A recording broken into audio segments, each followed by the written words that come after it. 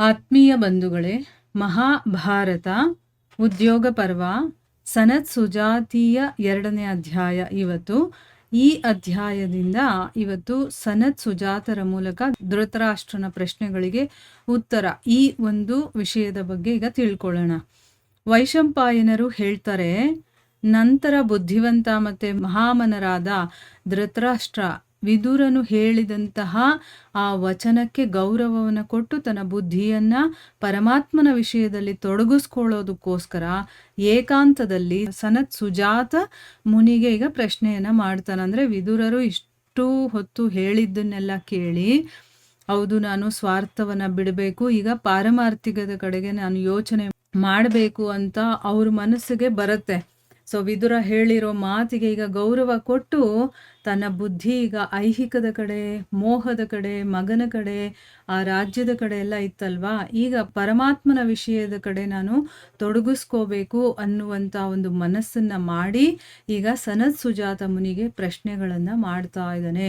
ಈಗ ಯಾರಾದರೂ ಸಂತರಾಗಿರಬಹುದು, ಒಬ್ಬ ಗುರು ಆಗಿರಬಹುದು, ಅವರಿಗೆ ಪ್ರಶ್ನೆ ಮಾಡುವಂತಹ ರೀತಿ, ನಮ್ಮ ಮನಸ್ಥಿತಿ ಫಸ್ಟು ಸರಿಯಾಗಿರ್ಬೇಕು. ನಾನು ನಿಜವಾಗ್ಲೂ ಆ ವಿಷಯದ ಬಗ್ಗೆ ತಿಳ್ಕೋಬೇಕು ಅನ್ನುವಂತಹ ಒಂದು ಆಸಕ್ತಿ ನಮ್ಮಲ್ಲಿ ಇರಬೇಕು. ಆಗ ನಾವು ಪ್ರಶ್ನೆ ಮಾಡ್ತೀವಲ್ವಾ, ಅದಕ್ಕೆ ತುಂಬಾನೇ ವ್ಯಾಲ್ಯೂ ಇರುತ್ತೆ. ಸೊ ಈಗ ಅವನ ಮನಸ್ಸಲ್ಲಿ ನಿಜವಾಗ್ಲೂ ನಾನು ಪಾರಮಾರ್ಥಿಕದ ಬಗ್ಗೆ ತಿಳ್ಕೋಬೇಕು ಅನ್ನೋ ಆಸಕ್ತಿ ಬಂದಿರೋದ್ರಿಂದ ಈಗ ಪ್ರಶ್ನೆಗಳನ್ನ ಕೇಳ್ತಾನೆ. ಈ ಪ್ರಶ್ನೆಗಳಿದೆಯಲ್ಲ, ಇದು ನಮಗೂ ಕೂಡ ತುಂಬ ಉಪಯೋಗ ಆಗುತ್ತೆ. ಯಾಕಂದ್ರೆ ನಾವು ಪಾರಮಾರ್ಥಿಕದ ಕಡೆ ಹೋಗಬೇಕು ಅಂತಿರೋರಲ್ವಾ. ಸೊ ನಮ್ಮಲ್ಲಿ ಏನೆಲ್ಲ ಪ್ರಶ್ನೆಗಳು ಬರುತ್ತೋ ಅದನ್ನ ಧೃತರಾಷ್ಟ್ರ ನಮ್ಮ ಬದಲಿಗೆ ಅಲ್ಲಿ ಕೇಳ್ತಾ ಇದ್ದಾನೆ ಅಂತ ತಿಳ್ಕೊಂಡು ಆ ಮುನಿಗಳು ಏನು ಉತ್ತರ ಕೊಡ್ತಾರೋ ಅದನ್ನ ನಮಗೆ ಕೊಡ್ತಾ ಇದ್ದಾರೆ ಅಂತ ತಿಳ್ಕೊಂಡು ನಾವು ನಮ್ಮ ಜೀವನದಲ್ಲಿ ಅದನ್ನ ಅಳವಡಿಸ್ಕೊಳ್ಳೋದಕ್ಕೆ ಪ್ರಯತ್ನ ಮಾಡಬೇಕು. ಈಗ ಧೃತರಾಷ್ಟ್ರ ಏನ್ ಕೇಳ್ತಾನೆ ಅಂತಂದ್ರೆ, ಸನತ್ ಸುಜಾತರೇ, ನಾನಿದನ್ನ ಕೇಳ್ತಾ ಇರ್ತೀನಿ.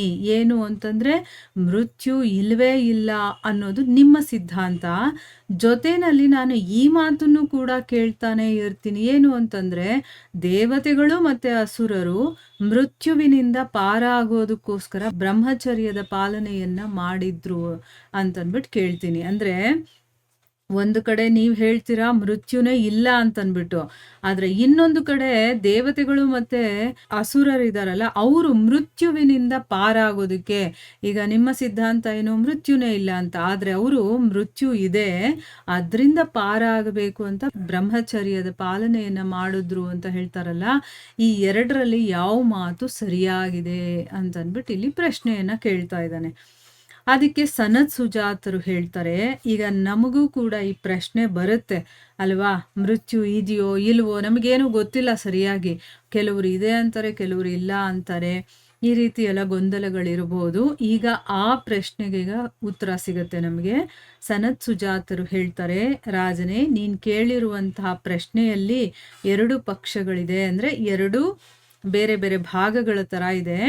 ಏನು ಅಂತಂದ್ರೆ, ಮೃತ್ಯು ಇದೆ ಮತ್ತದು ಕರ್ಮದಿಂದ ದೂರ ಆಗುತ್ತೆ, ಅದು ಒಂದು ಪಕ್ಷ. ಅಂದ್ರೆ ಮೃತ್ಯು ಅನ್ನೋದಿರೋದು ನಿಜಾನೇ, ಅದು ಏನೋ ಒಂದು ಕೆಲಸ ಮಾಡಿದಾಗ, ಇಲ್ಲಿ ಬ್ರಹ್ಮಚರ್ಯದ ಪಾಲನೆಯನ್ನ ಮಾಡಿದ್ರು ಮೃತ್ಯುವಿನಿಂದ ಪಾರಾಗೋದಕ್ಕೆ ಅಂತ ಹೇಳ್ತಾ ಇದ್ದಾರಲ್ಲ, ಅಂದ್ರೆ ಅಲ್ಲಿ ಏನೋ ಒಂದು ಕರ್ಮ ಮಾಡಿದಾಗ ಮೃತ್ಯು ಹೋಗುತ್ತೆ ಅಂತ ನಮಗೊಂದು ಗೊತ್ತಾಯ್ತಲ್ವಾ, ಅದು ಒಂದು ಪಕ್ಷ. ಆದ್ರೆ ಮೃತ್ಯು ಇಲ್ವೇ ಇಲ್ಲ ಅನ್ನೋದು ಇನ್ನೊಂದು ಪಕ್ಷ.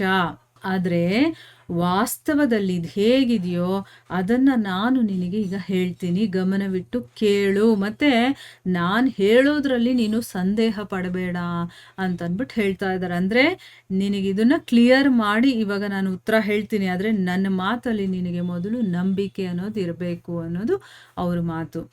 ಅವ್ರು ಹೇಳ್ತಾರೆ, ಕ್ಷತ್ರಿಯನೇ, ಈ ಪ್ರಶ್ನೆಯಲ್ಲಿರುವಂತ 2 ಕಡೆ 2 ಸೈಡ್ ಅಂತ ಹೇಳ್ತೀವಲ್ವಾ, ಅದನ್ನ ಸತ್ಯ ಅಂತಾನೆ ತಿಳ್ಕೋ, 2 ಕೂಡ ನಿಜಾನೇ.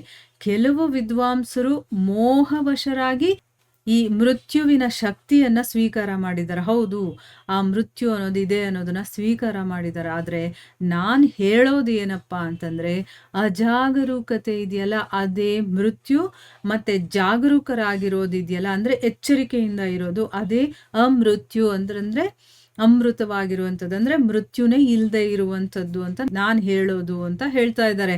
ಏನಿದು ಅರ್ಥ ಅಂತನ್ಬಿಟ್ಟು ಈಗ ಅವರು ಎಕ್ಸ್‌ಪ್ಲೇನ್ ಮಾಡ್ತಾರೆ. ಅಜಾಗರೂಕತೆ, ಜಾಗರೂಕತೆ ಅಂದ್ರೆ ಏನು ಅನ್ನೋದ್ರ ಬಗ್ಗೆ ಹೇಳ್ತಾರೆ. ಇದನ್ನ ನಾವು ಚೆನ್ನಾಗಿ ಅರ್ಥ ಮಾಡ್ಕೋಬೇಕು. ಆಗ ನಮಗೆ ಆ ಭಯ ಇರ್ದಿಯಲ್ಲ, ಸಾವು ಅಂದ್ರೇನೆ ಭಯ ಅನ್ನೋದು ಒಂದು ಇದೆಯಲ್ಲ, ಅದು ಕೂಡ ಹೊರಟೋಗುತ್ತೆ. ನಾವು ಧರ್ಮಗ್ರಂಥಗಳನ್ನು ಯಾಕೆ ಓದಬೇಕು ಅಂತಂದರೆ, ನಮ್ಮಲ್ಲಿರುವಂತಹ ವೀಕ್ನೆಸ್ಗಳೇನಿದೆಯೋ, ನೆಗೆಟಿವಿಟಿ ಏನಿದೆಯೋ ಅದೆಲ್ಲ ಹೋಗೋದಕ್ಕಿದು ಸಹಾಯ ಮಾಡುತ್ತೆ. ಆದರೆ ಸುಮ್ಮನೆ ಏನೋ ನಾಮಕಾವಸ್ಥೆ ಕೇಳೋದಿರುತ್ತಲ್ಲ, ಆ ರೀತಿ ಕೇಳಿದಾಗ ಹೋಗಲ್ಲ. ಕರೆಕ್ಟಾಗಿ ಅದನ್ನು ಕೇಳಿಸ್ಕೊಂಡು ನಾವು ಅರ್ಥ ಮಾಡಿಕೊಂಡು ಅದನ್ನು ಮೈಂಡ್ಗೆ ಅದು ಕರೆಕ್ಟಾಗಿ ಗೊತ್ತಾಗ್ಬಿಡಬೇಕು. ಓ, ಇದು ಇಷ್ಟೇನಾ ಅಂತಂದ್ಬಿಟ್ಟು.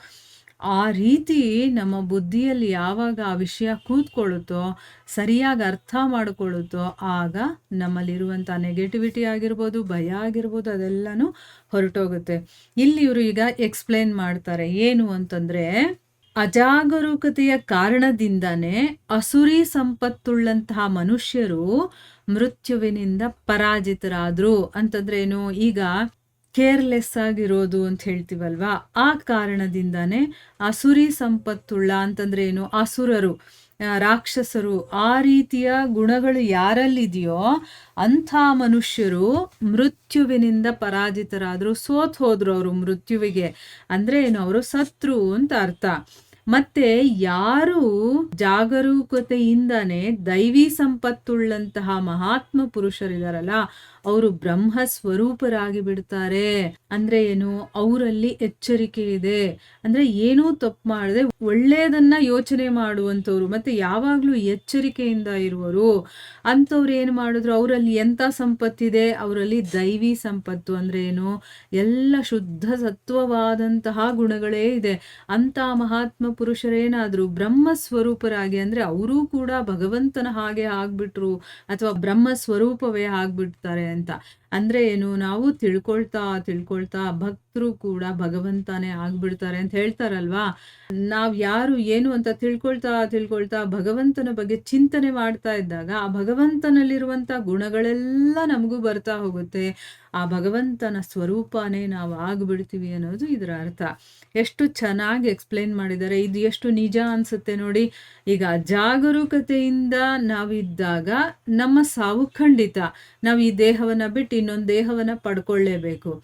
ಅದೇ ನಾವು ಜಾಗರೂಕರಾಗಿದ್ದಾಗ ನಾವು ಈ ದೇಹವನ್ನ ಬಿಡೋದಲ್ಲ, ನಾವೇ ಆ ಭಗವಂತನ ಸ್ವರೂಪ ಆಗ್ಬಿಡ್ತೀವಿ. ಅಂದ್ರೆ ನಮಗೆ ಮೃತ್ಯು ಅನ್ನೋದೇ ಇಲ್ವಲ್ಲ.